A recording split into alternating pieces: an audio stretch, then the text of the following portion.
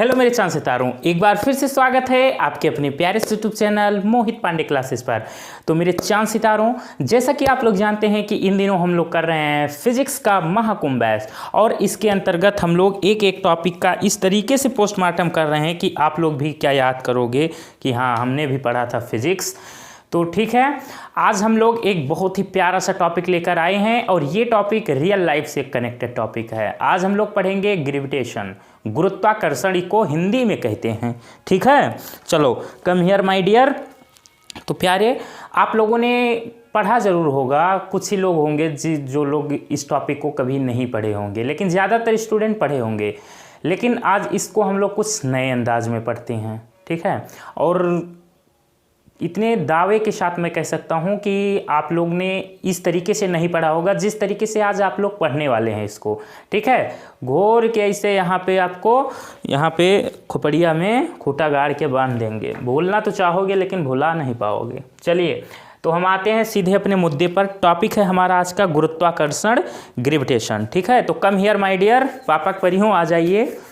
चलिए शुरू करते हैं कहानी। देखिए, अगर हम किसी वस्तु को पृथ्वी से थोड़ी सी ऊंचाई पर, मान लो ये मार्कर है, पृथ्वी से अगर हम थोड़ी सी ऊंचाई पर ले जाकर अगर हम ऐसे छोड़ते हैं तो ये आके कहाँ गिरता है? सीधा, अभी तो मेरे हाथ में, लेकिन अगर हाथ हटा लूँ तो डायरेक्ट नीचे ज़मीन पर, फर्श पर जाके गिरेगा। तो आप लोगों ने कभी सोचा है कि अगर हम किसी वस्तु को अगर हम ऊपर से छोड़ते हैं तो वो नीचे जाकर गिरता है? ऐसा क्यों होता है? कभी सोचा? टाइम ही नहीं मिलता ये सब सोचे, उम्र ही नहीं है ये सब सोचने की, क्यों सोचोगे? देखिए, सब कुछ आज आपको जवाब मिलेगा प्यारे। अगर हम किसी वस्तु को ज़मीन से थोड़ी ऊंचाई पर ले जाकर अगर हम छोड़ते हैं तो वो सीधा आकर क्या होता है, उसकी जो गति होती है वो धीरे धीरे बढ़ती जाती है और सीधा आकर ज़मीन पर गिरता है। क्या कहा? जब हम किसी वस्तु को ज़मीन से थोड़ी सी ऊंचाई पर ले जाकर छोड़ते हैं तो धीरे धीरे वो क्या होता है, उसकी गति बढ़ती जाती है और वो आकर ज़मीन पर गिरता है। तो गति में उसके क्या हो रहा है? परिवर्तन हो रहा है। वेग में उसके परिवर्तन हो रहा है, मतलब त्वरित गति हो रही है। तो ऐसा हो रहा है तो मतलब इस पर कोई बल अवश्य कार्य कर रहा है। इस पर कोई, इस वस्तु पर कोई बल अवश्य कार्य कर रहा है। ठीक है, तो इस वस्तु और पृथ्वी के बीच ऐसा हो रहा है आकर्षण के कारण, और इसी आकर्षण को हम लोग गुरुत्वाकर्षण बल कहेंगे। ठीक है, तो इस वस्तु और पृथ्वी के बीच में जो आकर्षण हो रहा है, जिसके कारण वस्तु जाके ज़मीन पर पहुंच रही है, पृथ्वी पर गिर रही है, वहाँ पर कौन सा बल? गुरुत्वाकर्षण बल, जिस बल के कारण नीचे गिरती है वस्तु। पेड़ पर जो आम का तो सीजन आ गया है, आम जो है ज़मीन पर गिरता है किसके कारण? गुरुत्वाकर्षण बल के ही कारण गिरता है। हमारा जो चलना है ये भी गुरुत्वाकर्षण के कारण ही संभव है। गुरुत्व अगर ना होता तो हम चल भी नहीं पाते। ठीक है, तो भैया हुआ क्या, 1686 ईस्वी की बात है। ठीक है, 1686 ईस्वी की। एक छाया हुआ नाम न्यूटन दादा का, उन्होंने बताया था क्या, इस नियम को। न्यूटन दादा का कहना था कि इस संसार में एक वस्तु दूसरी वस्तु को अपनी ओर आकर्षित करती हैं। मतलब इस संसार में जितनी भी वस्तुएं हैं वो एक दूसरे को आकर्षित करती हैं। समझ में आवा? पल्ले पड़ा? नहीं पड़ा? ये जो हमारा सूर्य है, इसके चारों ओर जो ग्रह हैं, जो ग्रह गति कर रहे हैं, वो भी किसके कारण संभव है? वहाँ भी गुरुत्वाकर्षण बल के कारण ही संभव है। ठीक है, हमारे पृथ्वी के चारों ओर जो चंद्रमा गतिमान है वो भी क्यों? गुरुत्वाकर्षण के कारण ही। ठीक है, तो मोटी मोटी बात आप लोग ये ध्यान रखिएगा कि इस संसार में, इस ब्रह्मांड में प्रत्येक वस्तु जो है दूसरी वस्तु को अपनी ओर आकर्षित करती हैं। ठीक है, चलिए, अट्रैक्ट करती हैं, चपकने की कोशिश करती हैं, इसे समझो। ठीक है, तो उसके बाद फिर आता है सन 1686 ईस्वी की बात है। न्यूटन दादा ने कहा कि दो वस्तुएं अगर हैं तो वो एक दूसरे को अपनी ओर आकर्षित करती हैं। ठीक है, और फिर उन्होंने नियम दिया जिसको आज हम लोग प्यार से कहते हैं गुरुत्वाकर्षण का नियम। ये है क्या? ये नियम इन्होंने ये बताया था कि अगर दो वस्तुएं हैं, यदि कोई दो वस्तु हैं तो उनके जो द्रव्यमान हैं, कुछ ना कुछ उनका द्रव्यमान होगा, तो उनके द्रव्यमानों का जो गुणनफल है, ठीक है, उनके द्रव्यमानों का जो गुणनफल है और उनके बीच की जो दूरी है, उनके जो बीच की दूरी है उसका वर्ग क्या होता है, उन वस्तुओं के बीच में जो बल लग रहा है, जो आकर्षण बल कार्य कर रहा है, उसके क्या होता है, वर्ग के व्युत्क्रमानुपाती। नहीं समझे, ऐसे समझो कि अगर कोई दो वस्तु हैं तो उनके बीच जो बल लग रहा है, जो आकर्षण बल है, वो अगर कोई दो वस्तु हैं तो उनके बीच जो आकर्षण बल है, वो आकर्षण बल आपका उन दोनों वस्तुओं के द्रव्यमानों के गुणनफल के अनुक्रमानुपाती और उनके बीच की दूरी के वर्ग के व्युत्क्रमानुपाती होता है। ये कहा था किसने, न्यूटन दादा ने। तो न्यूटन का जो गुरुत्वाकर्षण का नियम है आपको समझ में आ गया होगा, एक बार फिर से समझना है। न्यूटन का गुरुत्वाकर्षण का नियम क्या बोलता है, किन्हीं दो वस्तुओं के बीच लगने वाला आकर्षण बल उन दो वस्तुओं के द्रव्यमानों के गुणनफल के अनुक्रमानुपाती तथा उनके बीच की दूरी के वर्ग के व्युत्क्रमानुपाती होता है। अब थोड़ा सा कसर रह गया है, वो अभी दूर हो जाएगा आपका। मानो, क्या मानो, हमारी कोई वस्तु है ये, ठीक है, ये है आपकी m1 द्रव्यमान की, ठीक, इसको ऊपर ही लिख दो तो ज़्यादा सही रहेगा, m1 द्रव्यमान की। यहाँ पर भी कोई वस्तु है आपकी m2 द्रव्यमान की, ठीक है, और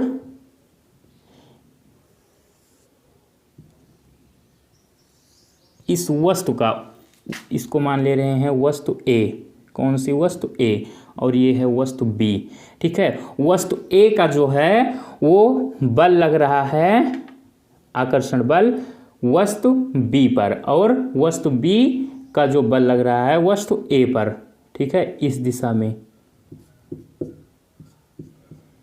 ठीक है।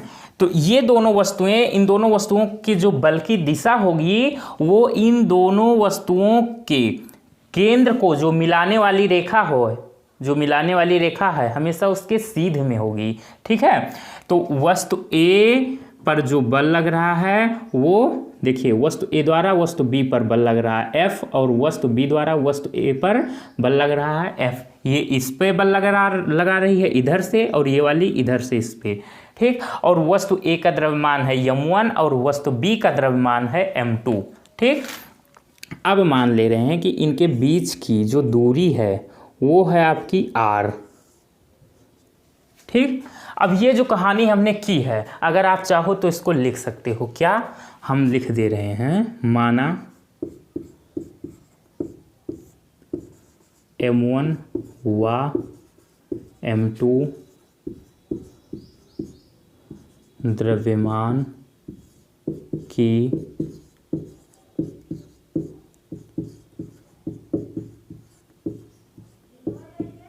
दो वस्तुएं, माना m1 m2 द्रव्यमान की दो वस्तुएं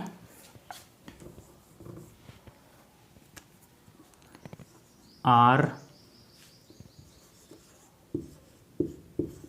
दूरी पर हैं, ठीक है। m1 और m2 द्रव्यमान की दो वस्तुएं हैं जो r दूरी पर हैं, और इनके बीच में जो बल लग रहा है वो क्या है, तथा इनके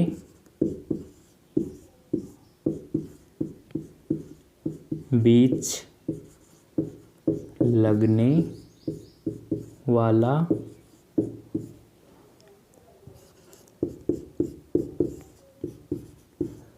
आकर्षण बल F है। माना m1 व m2 द्रव्यमान की दो वस्तुएं r दूरी पर हैं, ठीक है, तथा इनके बीच लगने वाला आकर्षण बल F है। तब न्यूटन के गुरुत्वाकर्षण नियम से, तब न्यूटन के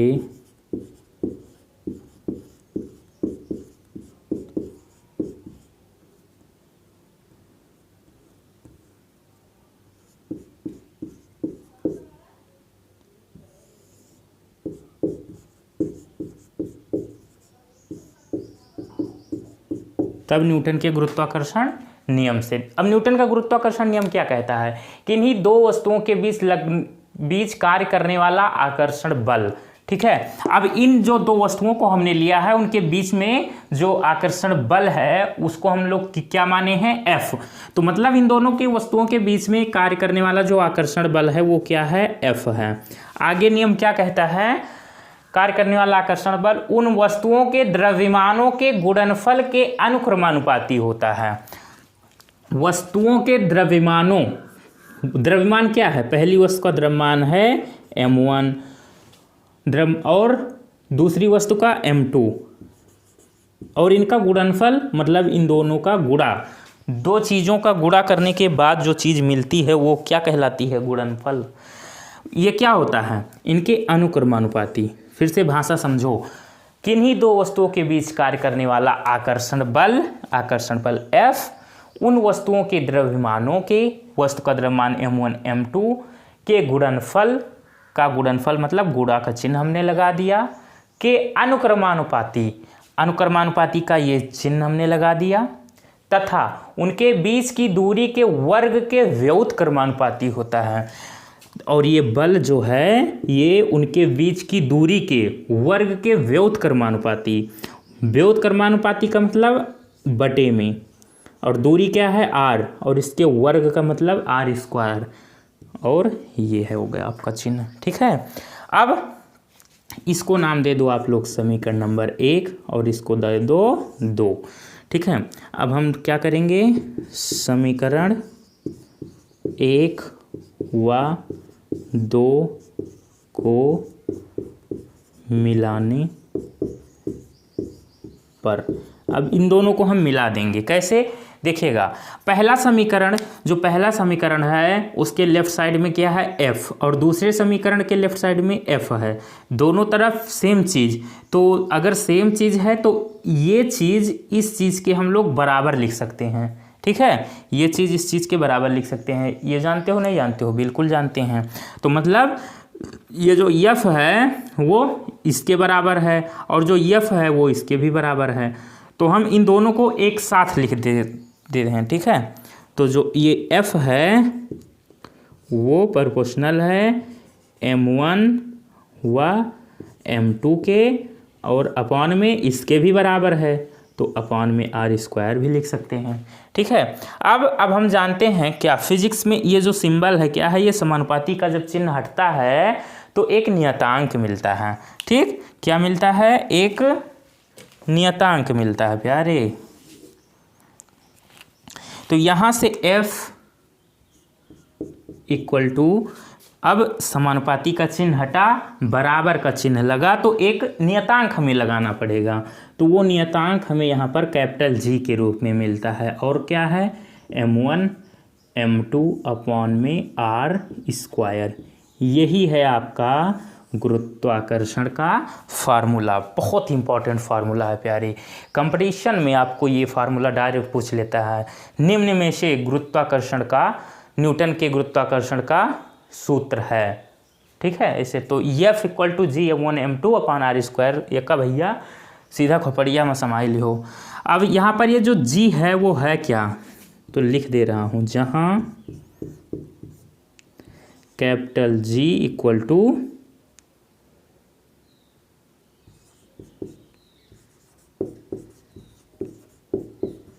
समानुपाती नियतांक, ठीक। और इसको हम सार्वत्रिक गुरुत्वाकर्षण नियतांक भी कहते हैं, लिख दे रहे हैं नोट में।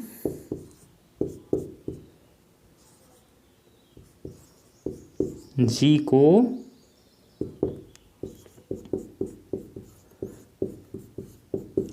सार्वत्रिक गुरुत्वाकर्षण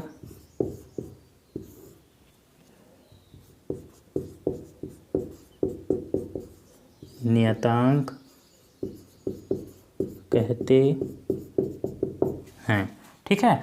अब इनका जो नियम है इसके बारे में बस इतना ही जानना है और कुछ ज़्यादा ज़रूरी नहीं है। लेकिन थोड़ा अब हमें 2-4 कदम और चलना है, वो किसके लिए, इस कैपिटल जी के लिए। जो क्वेश्चन आपसे पूछ सकते हैं वो जी के बारे में ही ज़्यादातर आपसे पूछेंगे और आपको आवश्यकता भी ज़्यादा इसी की लगेगी। ठीक है, तो ये जो कैपिटल जी आया है ये बहुत इंपॉर्टेंट चीज़ है भाई। तो ये जी ये क्या है, इसको हम लोग सार्वत्रिक गुरुत्वाकर्षण नियतांक कहते हैं। अब आपको यही नहीं मतलब होगा कि इसका क्या मतलब हुआ। सार्वत्रिक मतलब, सार्वत्रिक का मतलब होता है सभी जगह, सारी जगह।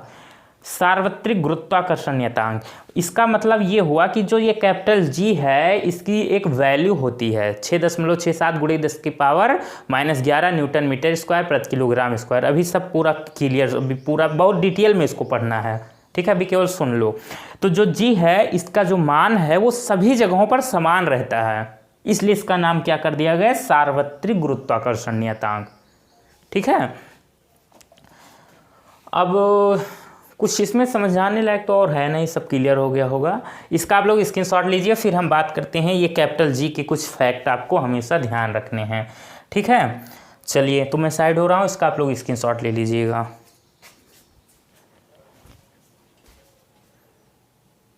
ले लिया, चलिए आइए देखते हैं। अब ये कुछ इम्पोर्टेंट पॉइंट हैं कैपिटल जी के बारे में। तो जो कैपिटल जी है इसको हम लोग सार्वत्रिक गुरुत्वाकर्षण नियतांक कहते हैं, जैसा कि अभी मैंने बताया। इसको नोट करके रखिएगा, और सब चाहे भूल जाओ, लेकिन ये जो इम्पोर्टेंट पॉइंट अब कराने जा रहे हैं 5-7 पॉइंट, इसको मत भूलना, नहीं तो अनर्थ हो जाएगा। अब कैपिटल जी का मान सभी स्थानों पर समान रहता है, इसीलिए तो इसका नाम सार्वत्रिक गुरुत्वाकर्षण नियतांक पड़ा। ठीक है, सभी जगह समान रहेगा। कैपिटल जी का मान 6.67 × 10⁻⁻11 न्यूटन मीटर स्क्वायर प्रति किलोग्राम स्क्वायर होता है। और ये जो कैपिटल जी का मान है ये किसने पता लगाया था कि हाँ ये 6.67 × 10⁻⁻11 होता है, तो ये पॉइंट बहुत ज़रूरी है, बहुत इम्पॉर्टेंट है। ठीक है, कैपिटल जी का मान किसने ज्ञात किया, तो जो कैपिटल जी का मान है ये कैवेंडिश नामक वैज्ञानिक ने ज्ञात किया था। कैसे, वो देखिएगा। इन्होंने सोने की 2 ठोस गेंदों को मजबूत धागों से बांधकर एक दूसरे के समीप लटका कर ज्ञात किया था। ठीक है, जो कैपिटल जी की वैल्यू है 6.67 × 10⁻⁻11, इसको कैवेंडिश नामक एक वैज्ञानिक थे, उन्होंने सोने की 2 गेंदों को मजबूत धागों से बांधकर एक दूसरे के समीप लटकाकर ज्ञात किया था। ठीक है, और तो कुछ नहीं बचा, अभी तो बहुत कुछ बचा है, देखते हैं। अब इसके बाद बात कर लेते हैं इसके मात्रक की। तो मात्रक तो जैसा कि हम यहाँ पर बता चुके, लेकिन ये निकलता कैसे है वो भी तो आपको पता होना चाहिए। रटाना काम नहीं है हमारा, समझाना है काम हमारा। मात्रक ये कैसे निकलेगा, तो मात्रक हम देखिएगा, फार्मूला अगर याद है तो सब कुछ याद है। F = G(m1m2/r²), यही तो फार्मूला होता है। अब हमें किसका मात्रक, जी का मात्रक निकालना है, तो मतलब हमें आवश्यकता किसकी है, एक तरफ जी की और सबको दूसरी तरफ उठा के बहा दियो। तो हम जी को इधर रोकेंगे और r² नीचे है अपॉन में, तो जब इधर जाएगा तो ऊपर पहुंच जाएगा। तो हम एक तरफ केवल रखेंगे अकेले जी को, तो ये r² है, ये f के साथ में पहुंच जाएगा। तो f × r², आप चाहे इधर लिखो चाहे इधर लिखो, कोई दिक्कत नहीं। इधर जी अकेला बैठा रह जाएगा और सब कुछ इधर आ जाएगा। तो हमने वही काम पहले कर लिया कि जी को हमने इस तरफ कर लिया और सबको इस तरफ। इस पॉइंट पे तो नहीं कोनो डाउट है भैया, नहीं तो फिर बहुत अनर्थ हो जाएगी। और m1 m2 ऊपर में है तो ये नीचे चला जाएगा, जब इस तरफ भेजेंगे तो f के अपॉन में चला जाएगा, तो f के अपॉन में m1 × m2। ठीक, अब g का यहाँ से मात्रक खट्ट से निकाल लो। क्या f है, f का मात्रक क्या होता है, न्यूटन। न्यूटन को n से लिखते हैं, चलो हिंदी में लिख दें, न्यूटन हो गया, न्यूटन। और r², r क्या है यहाँ पे, दूरी। r क्या है, दूरी ही तो है, लेकिन r² है तो मतलब दूरी का स्क्वायर। तो और दूरी का मात्रक मीटर, तो यहाँ पर न्यूटन मीटर स्क्वायर, और बटे में ये क्या है, M1 M2 द्रव्यमान, द्रव्यमान का मात्रा किलोग्राम, और 2 किलोग्राम है, एक ये और एक ये, तो मतलब किलोग्राम का स्क्वायर। तो अपॉन में क्या हो जाएगा, किग्रा का स्क्वायर, या इसी को ऐसे लिख सकते हैं, न्यूटन को N से लिखते हैं और मीटर को M से, तो न्यूटन मीटर स्क्वायर प्रति किलोग्राम को kg से, तो kg स्क्वायर, या स्क्वायर से लिख सकते हो, ठीक है। और अगर CGS पद्धति में बात करें तो CGS में भी इसका मात्रक होता है ना, जी बिल्कुल होता है, कुछ छोड़ेंगे नहीं प्यारे, क्योंकि एक बार तो छोड़ चुके हो, अब दोबारा इसका नाम है महाकुंभ वैस, तो इसमें भैया महाकुंभ जैसी हरकतों भी तो होनी चाहिए। अब CGS पद्धति में तो CGS मात्रक, CGS मात्रक क्या होगा, CGS मात्रक इसका क्या होगा, तो न्यूटन का CGS में भैया क्या बता के आए हैं, जैसे बल को हमने शुरू किया था पढ़ना कि जो है SI पद्धति में तो बल का मात्रक न्यूटन होता है, लेकिन CGS पद्धति में न्यूटन नहीं, डाइन होता है। क्या होता है, डाइन, CGS मात्रक डाइन, ठीक। और मीटर, और CGS पद्धति में मीटर को क्या सेंटीमीटर लिखते हैं, ठीक है, सेंटी, डाइन सेंटीमीटर, शॉर्टकट में सेमी लिख दें, सेमी स्क्वायर। और किलोग्राम को किस में लिखते हैं, ग्राम में, डाइन सेंटीमीटर स्क्वायर ग्राम स्क्वायर, ये है आपका CGS मात्रक।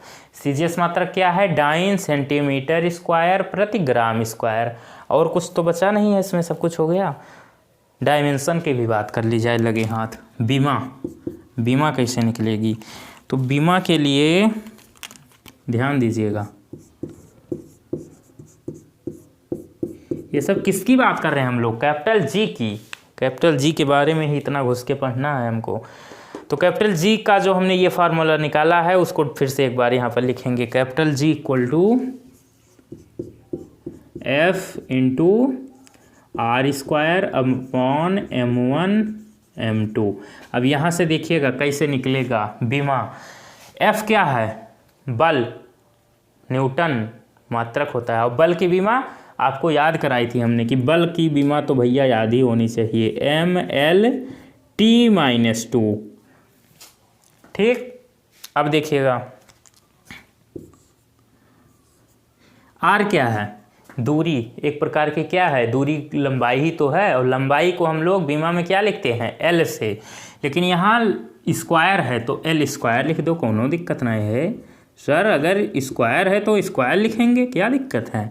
अपॉन M1 M2 क्या है, M1 M2 क्या द्रव्यमान है, M1 भी द्रव्यमान M2 भी द्रव्यमान, और द्रव्यमान को क्या लिखते हैं भैया बीमा में, क्या लिखते हैं, है कुछ पता, M लिखते हैं, क्या लिखते हैं, M ही तो लिखते हैं जी सर।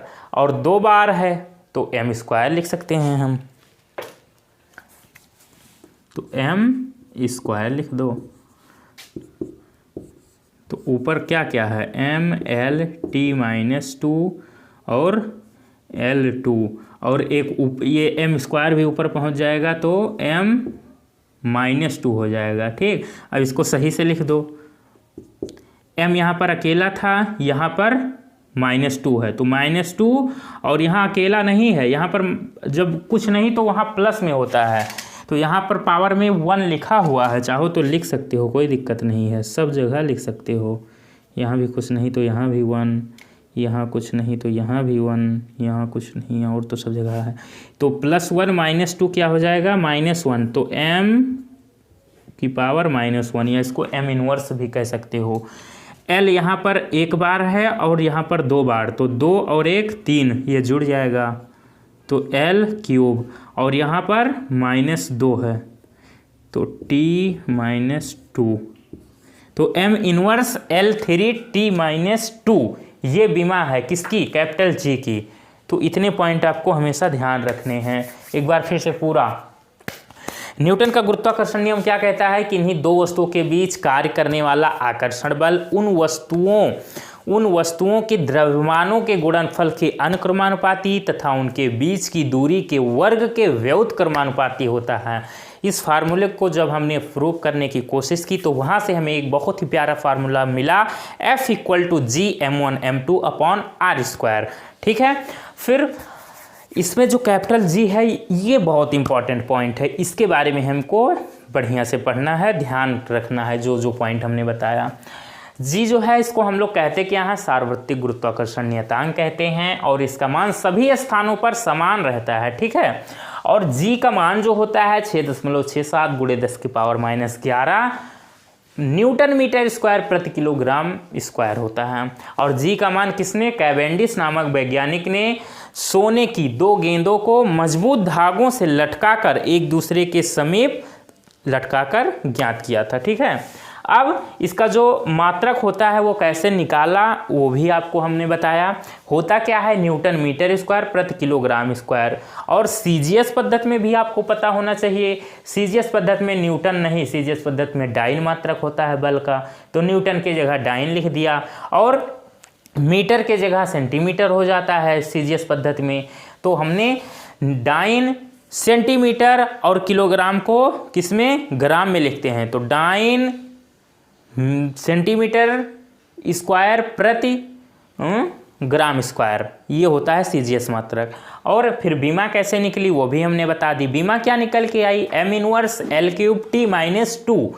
इतने पॉइंट आपको ध्यान में रखने हैं प्यारे। ठीक है, तो मैं साइड हो रहा हूँ, यहू के खट्टे से स्क्रीनशॉट ले लो भाई। हो गया, चलो बहुत सही, वेरी गुड, बहुत समझदार लड़के हो आप लोग। चलिए, तो पापा की परियों मज़ा आया है कि नहीं? ठीक है, अगर मज़ा आया हो तो वीडियो का लाइक कर दो और खूब अपने सखी सहेली के पास वीडियो को खूब शेयर कीजिए और चैनलवा का सब्सक्राइब जरूर कर लियो।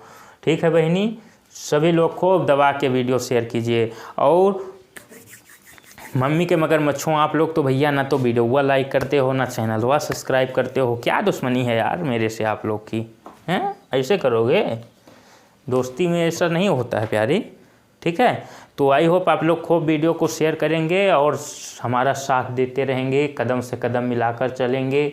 हम भी आपके लिए जी जान लगा देंगे। अभी थोड़ा बिजी चल रहा हूँ इसलिए आपको प्रॉपरली वीडियो नहीं मिल पा रहा है, लेकिन उसका भी वजह है, क्या किया जाए, आपको बहुत जल्द पता चलेगा ऐसा क्यों हो रहा है। और आप लोग भी बहुत खुश होंगे, आप खुशी बर्दाश्त नहीं होगी आपको।